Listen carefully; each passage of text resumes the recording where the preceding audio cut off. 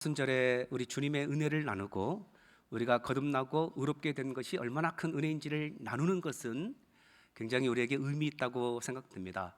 요 몇 주간 똑같은 이야기를 반복하는 것처럼 보이지 않습니까?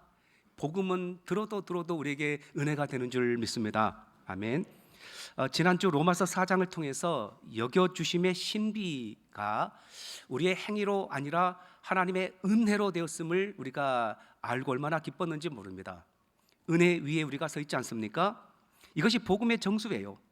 그런데 실제 우리가 살면서 우리의 내면을 정직하게 들여다보면서 우리가 마주하게 되는 곤욕스러운 질문 하나가 있어요. 분명히 은혜로 구원받았어요. 천국 백성의 삶이 시작되었어요. 그런데 우리의 삶은 어떻습니까? 막상 실제 삶은요, 일상에서 아무런 능력이나 잘 나타나지 않는데 문제가 있어요. 예수 믿어라 10만 번 우리 교인들이 한번 해보자라고 했잖아요. 우리 교회 규모보다요 10분의 1밖에 안 되는 교회에서 이분들이 1년 동안, 아니 11개월 정도 한 것 같아요. 2만 7천 번을 눌렀더라고요. 우리 교회 10분의 1도 안 되는 규모의 성도들이. 근데 우리 지금 몇 번 눌렀어요? 5천 번 겨우 눌렀어요. 왜 그렇습니까? 막상 실제로 해보려고 하면 안 되는 거예요. 입이 떨어지지가 않고 괜히 또 내가 이상한 말 하는 사람처럼 느껴지고 또 멸시받고 조롱받을 것처럼 생각되기 때문에 입이 잘 안 떨어지잖아요. 제가 그러더라고요. 제가 이 버튼을 누르고 갈 때는요, 숙제하려고 실제적으로 막 찾아다니면서 이제 안 누르고 한번 가봤더니 몇 사람 만나긴 만나는데요, 되게 이상한 사람 취급받을까 봐서 2주 동안에 제가 한 번도 이렇게 못 눌렀어요. 그래서 어쩔 수 없이 오늘 또 나가면서 2번 누르고 나가야 될 것 같아요. 이것이 우리의 현실입니다. 사람들은요, 우리의 이런 능력 없음을 보고서 조롱할 때가 얼마나 많은지 몰라요. 네가 믿는 하나님이 너희 질병 고쳐 주시더냐? 네가 믿는 하나님이 너희 자녀의 앞길 형통케 해 주시더냐? 이런 비웃음 앞에서 우리가 할 말이 없어요. 우리 자신은 어떻습니까? 우리 자신은요, 지금은 경건하게 앉아있지만요, 실제 상황에서 누군가가 나를 건드리면 어떻습니까? 나의 까칠한 성격이 드러나지 않습니까? 불쑥불쑥 솟아오르는 욱하는 성질, 분노가 우리 가운데도 얼마나 많은지 몰라요. 이런 우리를 향해서 하나님 앞에 세상이 이렇게 조롱하기도 하고 우리 스스로 회의감을 가질 때에, 우리 여전히 불안하고 인색하면서 분노가 있을 때에 우리는 회의를 갖고 정말 내가 의롭게 된 것이 무슨 의미가 있을까 고민을 안 할 수가 없습니다. 그런데 여러분, 걱정하지 마세요. 오늘 로마서 5장은 우리에게 우리가 어떤 토대 위에 서 있는지를 다시 한번 또 점검할 수 있도록 해줍니다. 우리가 받은 구원, 의롭게 된 것은 단순히 우리 기분 좋아지라고 마음 편해지라고 주신 말씀이 아니라, 구원은 실제적으로 우리가 발을 딛고 서 있는 이 바닥이요, 통째로 변했다라는 것을 확실히 보여줍니다. 전에는 우리가 딛고 서 있는 이 땅이요, 그냥 우리가 딛고 서 있는 땅이 굉장히 좀 진흙 구덩이처럼 우리를 푹푹 빠지게 하고 힘들게 하던 것이었어요. 그러나 지금은 아니에요. 아무리 비바람이 쳐도 은혜라는 단단한 바위 위에 우리가 서 있는 것과 같아요. 그래서 오늘 사도 바울을 통해서 우리가 바뀐 그 바닥 위에서 어떠한 은혜를 누리고 있는지 3가지 확신으로 우리 가운데 말씀해 주십니다. 첫 번째는 관계의 확신이죠. 사도 바울이 선포하는 첫 번째 확신은요, 우리가 서 있는 자리가 완전히 바뀌었다라는 것을 보여줍니다. 1절 말씀을 제가 읽습니다. 그러므로 우리가 믿음으로 의롭다 하심을 받았으니 우리 주 예수 그리스도로 말미암아 하나님과 화평을 누리자. 아멘. 여러분, 우리가 아까 말씀드린 것처럼 일상의 삶에서 왜 그렇게 무력감을 느끼는가? 우리의 바뀐 자리를 우리가 인식하지 못하기 때문에 그렇습니다. 전에는요, 본래 우리가 하나님과 화평한 자들이 아니었어요. 10절의 표현처럼 우리는 하나님과 원수된 자들이었습니다. 우리가 가끔 이제 가족끼리도 형제끼리도 원수처럼 지낼 때가 있어요. 그리고 이웃이나 동료들 관계도 원수처럼은 아니지만 그래도 비슷하게 지낼 때가 있어요. 좀 불편하긴 해도 못 살 정도는 아니에요. 왜요? 수준이 비슷하고 또 힘이 비슷하기 때문에 그래요. 그냥 말 안 하면 돼요. 그런데요, 하나님과 원수된 것은 달라요. 우리는 피조물이잖아요. 때로는 하나님 앞에서 우리가 벌레 같다고 고백하고 먼지와 같다고 고백하잖아요. 왜요? 하나님이 우주 만물의 주인이시기 때문에 그렇습니다. 하나님의 통치로 이 세계가 움직여지지 않습니까? 그 하나님과 원수로 지낸다는 것은요, 우리는 죽을 맛인 것입니다.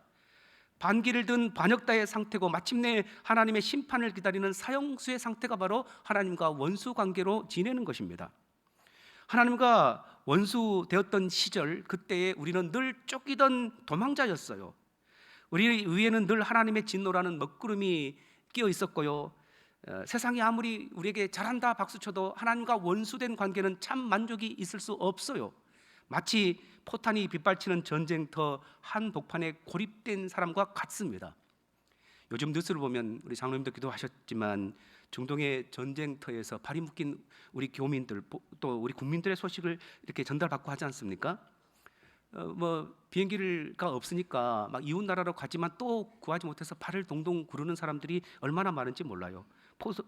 사방에서 포성이 울립니다. 머리 위로 미사일이 날아다니는 그 전쟁의 현장에서 나도 죽을 수 있겠구나라는 공포를 그분들이 느낀다고 인터뷰에서 그렇게 말씀하더라고요. 얼마나 떨었겠습니까? 그런데 어제 저녁 뉴스에 보니까 두바이에서 출발한 민항기를 타고 전쟁이 벌어진 이후 처음으로 국민 일부가 들어왔다는 이런 뉴스가 전해졌어요. 염려했던 가족이 이제 입국장의 모습을 드러내자 기다리던 다른 가족이 참았던 눈물을 막 쏟기 시작한 모습도 보여주더라고요. 아직 현지에 우리 국민 3천여 명이 남아있고 정부는 전세기를 띄우기로 했다고 하니까 그나마 다행이지 않나 이런 생각을 해보게 됩니다. 귀국자 중에 인터뷰하는 사람 몇 분의 이야기를 들어보니까요, 비행기 그 바퀴가 한국 땅 인천공항에 랜딩할 때 활주로를 닿는 순간에 누가 먼저랄 것도 없이 환호 속에서 박수를 치기 시작했다, 이런 이제 이야기 여러분 들어보셨을 겁니다. 어떤 분들은 소리 내어 울기도, 감격 속에 울기도 했지 않겠습니까? 이제 살았다, 이제 내 나라 내 집에 왔구나. 여러분, 이것이 바로 우리의 자리가 바뀌었다는 감격이에요. 십자가는 바로 우리 영혼의 인천공항의 랜딩과 같습니다. 본래 우리 가운데 하나님의 진노가 머물러 있었죠. 우리는 본래 죄인이었기 때문에 포탄이 쏟아지는 전쟁의 한복판에 고립된 자와 같았어요. 우리가 하나님 앞에 빌린 것이 아니었어요. 그럼에도 불구하고 하나님께서 우리에게 종전선언을 해 주신 것입니다. 이제 전쟁이 끝났다, 너는 더 이상 죄인이 아니다, 너는 내 자녀다, 이렇게 하나님께서 말씀해 주시는 거죠. 그리고 십자가라는 비행기를 타고 우리가 은혜의 땅에 착륙한 것입니다. 그래서 1절이 단순한 화평을 선포한 것이 아니고 죽음의 땅에서 생명의 땅으로 옮겨진 것을 우리 가운데 보여주는 것입니다. 그 얼마나 전쟁 가운데 있다가 귀국한 사람들이 안도의 한숨을 쉬었겠습니까? 그리고 이제 이 화평의 토대 위에서 우리는 한 걸음 더 나가는데 2절은 이렇게 말합니다. 또한 그로 말미암아 우리가 믿음으로 서 있는 이 은혜에 들어감을 얻었으며. 아멘. 여러분, 이 들어감을 얻었다, 이 말은요, 단순히 그냥 어디에 들어갔다 이런 의미가 아니에요. 이 원어의 뜻을 살펴보면 이 고대 왕실에서 왕의 얼굴을 뵙기 위해 그 어전에 나아가는 권세를 얻은 것, 이것을 들어감을 얻었다라고 표현하는 것이죠. 옛날 중동에 보면요, 왕을 만나기 위해서는 반드시 왕이 먼저 불러 주어야 들어갈 수 있었어요. 왕의 허락 없이 부르지도 않았는데 들어가면 바로 사형당하던 관습이 있었습니다. 어디에서 우리가 볼 수 있어요? 에스더서에서 우리가 볼 수 있죠. 에스더서에 보면요, 유대인들이 그 악한 하만의 깨매에 빠져서 이제 다 몰살당할 지경에 이르렀어요. 왕비 에스더의 사촌 오빠 모르드게가 이것을 알고 왕비 에스더에게 좀 우리 나라를 구원하도록 왕에게 좀 이야기해달라고 했잖아요. 근데 왕비가 뭐라고 말했어요? 내가 왕의 부르심을 받지 못한 지가 한 달이 넘었다. 우리가 아는 것처럼 부르지 않는데 나가면 죽음뿐 사형이 기다리고 있을 뿐인데 내가 어떻게 나가느냐라고 거절해요, 처음에는. 그런데 갈수록 민족이 도살당할 날이 다가옵니다. 어쩔 수 없이 에스더는 유대 민족에게 금식을 좀 선포하게 됩니다. 금식했어요. 그리고 나서 결단하죠.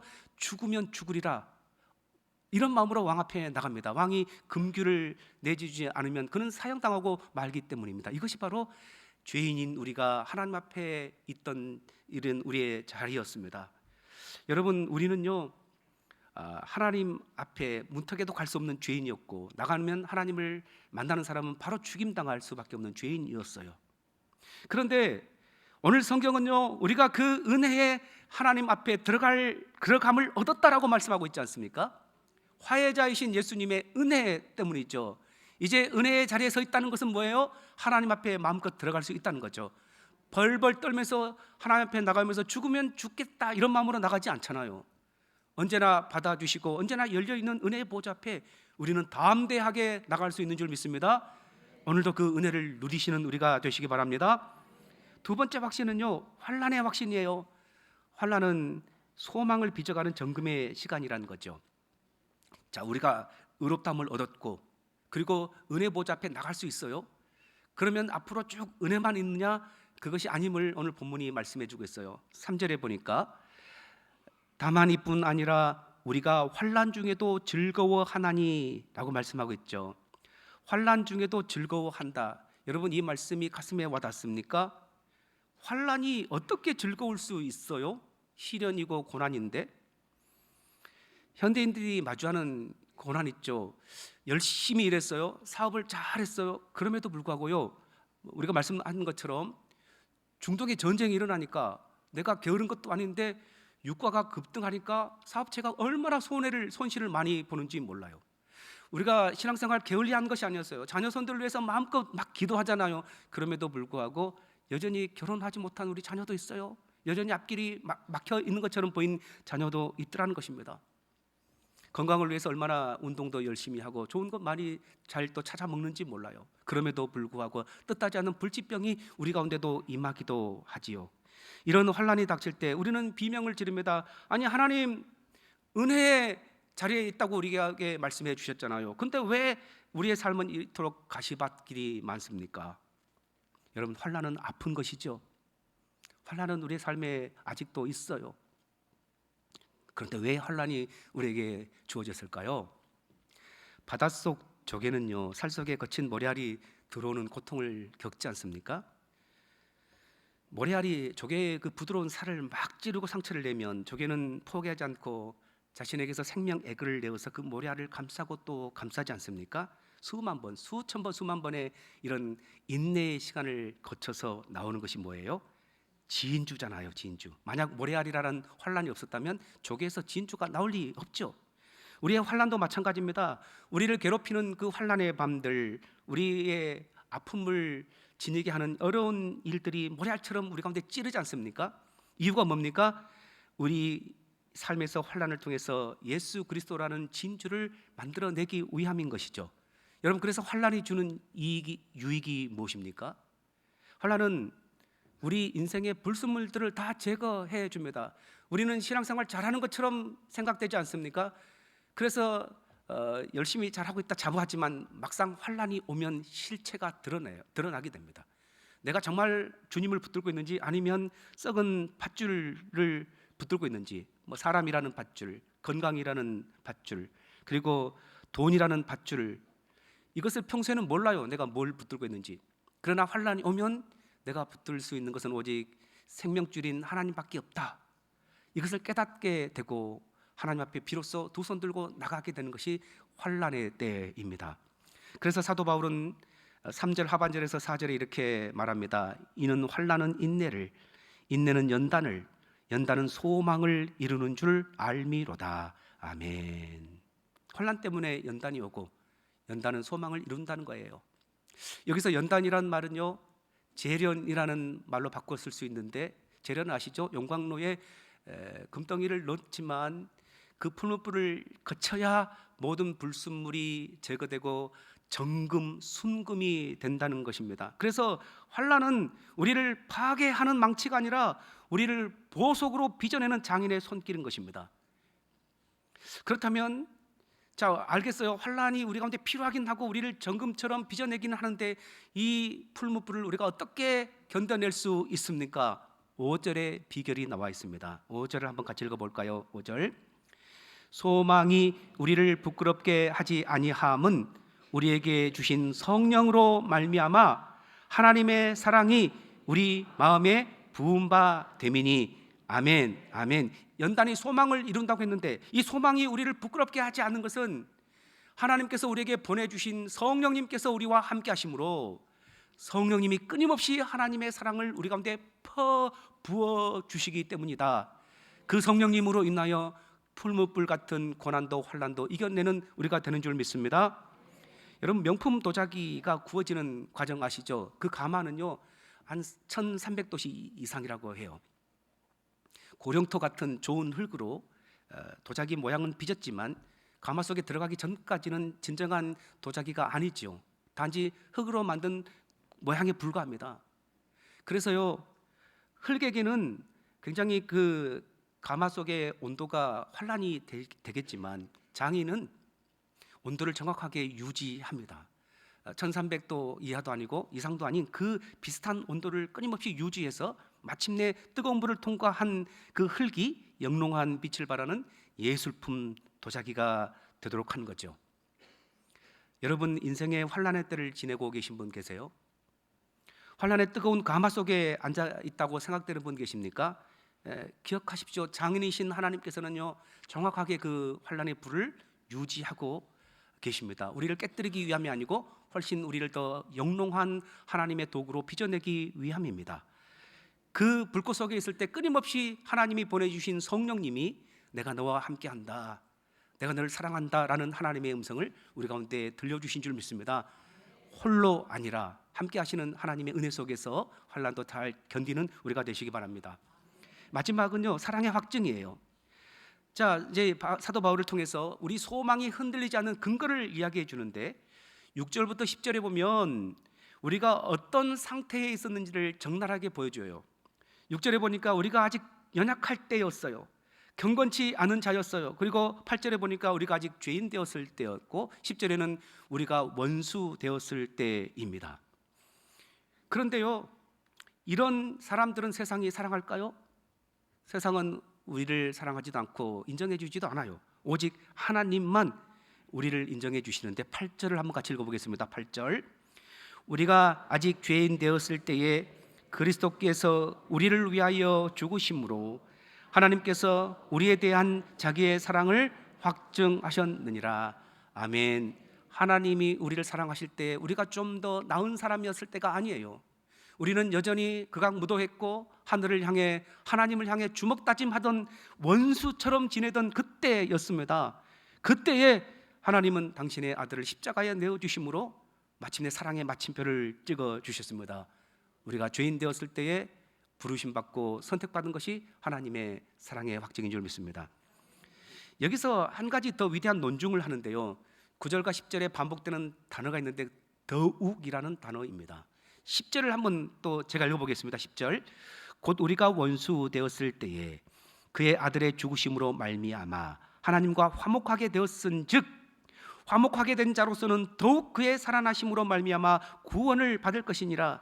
여러분, 이것이 무슨 말이냐면요 우리가 원수 되었을 때에 그의 아들의 죽음으로 인하여 우리가 구원받았잖아요. 화목하게 되었잖아요. 그렇다면 이제 구원받은 우리를 향한 하나님의 사랑은 더욱더 크지 않겠느냐라는 이야기입니다. 무슨 말이냐면요 우리가 실패했을 때도 사랑했다면 이제 우리가 의롭다 칭함을 받고 하나님 앞에 나왔잖아요. 여러분, 예전에는 우리가 하나님을 송축하지도 찬양하지도 인정하지도 않았어요. 근데 그때에 원수 되었을 때에 하나님께서 우리를 구원하여 이 자리에 앉혀 놓으셨잖아요. 그것이 큰 사랑이잖아요. 근데 지금은 어떻습니까? 우리가 부족하지만 그럼에도 불구하고 입술로 하나님을 찬양합니다. 그럼에도 불구하고 예배드립니다. 하나님의 자녀로 부족하지만 살아가고 있어요. 하나님의 자녀로 살아간다면 그때의 원수였던 자들도 위하여 아들을 내어주었다면 지금 하나님의 백성으로 살아가고 있는 너희를 더욱더 구원하시지 않겠느냐라는 말씀입니다. 어느 유명한 악기 경매장에 낡고 먼지가 뽀얗게 앉은 바이올린 하나가 나왔어요. 줄이 끊어져 있었어요. 몸체에 막 스크래치가 많이 갔었어요. 누가 봐도 고물상에나 어울릴 법한 물건이었어요. 경매사가 빨리 치워버리기 위해서 아주 낮은 가격을 불렀어요. 모인 사람들이 아무도 손을 들지 않았어요. 그때에 뒤쪽에 있던 노신사 한 분이 가서 바이올린을 들어보고 요리조리 살펴보고 주머니에서 손수건을 꺼내서 이렇게 닦았어요. 그리고 끊어진 줄을 정성스럽게 이었어요. 그리고 활을 가지고 켜기 시작했습니다. 천상의 선율이 울려 퍼졌습니다. 알고 보니 그 낡은 바이올린은요, 당대 최고의 거장이 만든 명기 중에 명악기였어요. 연주가 끝나자 지금까지 쳐다보지도 않던 사람들이 앞돌다퉈 수억 원씩을 값을 부리기 시작한 것입니다. 여러분, 우리가 먼지 속에 뒹굴고 죄로 인해서 인생의 줄이 다 끊어졌던 그때에, 죄인이었을 때에 하나님은 당신의 아들 예수 그리스도라는 우주적인 값을 지불하고 우리를 사셨어요. 그래서 그동안에 하나님을 찬양하지 않던 우리가 그 끈을 연결해 줌으로 이제 드디어 하나님을 찬양하는 우리가 되었습니다. 하나님을 예배하는 우리가 되었죠. 여러분, 망가진 상태였음에도 불구하고 엄청난 값을 지불했다면 이제 주님의 손에 들려서 조율되고 하나님을 찬양하는 소리를 내는 우리를 하나님이 더욱더 사랑하고 구원하지 않겠느냐, 이 논리가 바로 오늘 본문의 5장의 논리인 줄 믿습니다. 우리는 거장이신 하나님의 손에 붙들린 수리된 악기와 같은 존재예요. 그래서 하나님께서 끝까지 책임져 주실 줄 믿습니다. 아직은 예수 믿으란 말이 자연스럽게 나오지 않지만 여러분, 다시 한번 기도하며 나간다면 우리 모두 소리 내는 악기가 되는 줄 믿습니다. 아멘. 이제 말씀을 맺습니다. 오늘 우리는 구원의 감격이 일상의 무력감을 돌파하는 세 가지 확신을 보았어요. 첫째, 우리의 자리가 바뀌었다는 것이죠. 우리는 더 이상 심판의 문턱에 있는 사람들이 아니에요. 그리고 중동의 전쟁의 한복판에 있는 것이 아니라 이제 이미 탈출해서 이제 대한민국 그 인천공항 땅에 랜딩한 이런 하나님의 백성인 줄 믿습니다.